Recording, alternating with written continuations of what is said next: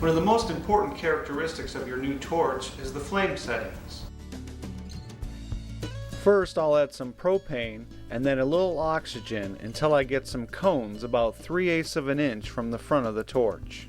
This flame is a reducing flame, and you can tell this because the center cone is longer than the rest of the cones.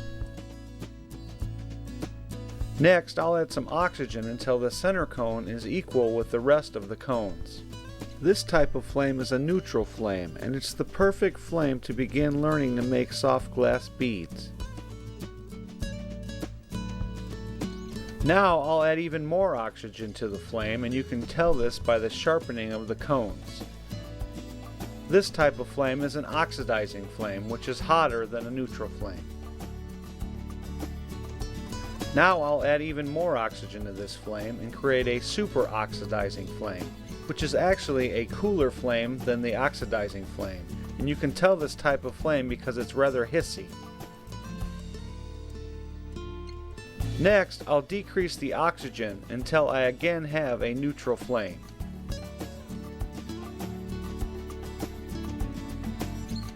From the neutral flame setting, to get a pinpoint flame, all you have to do is reduce the propane. This is a very powerful feature of the Mini CC torch. This is the perfect flame to use for adding details to your soft glass beads. To create a larger flame, start with more oxygen and propane so the cones are about 3/4 of an inch long. Once again, this is a reducing flame because the center cone is longer than the rest of the cones. Now, to create our neutral flame, all I must do is add more oxygen until the center cone is equal with the rest of the cones. Next, I'll add even more oxygen and create an oxidizing flame, which has sharper cones.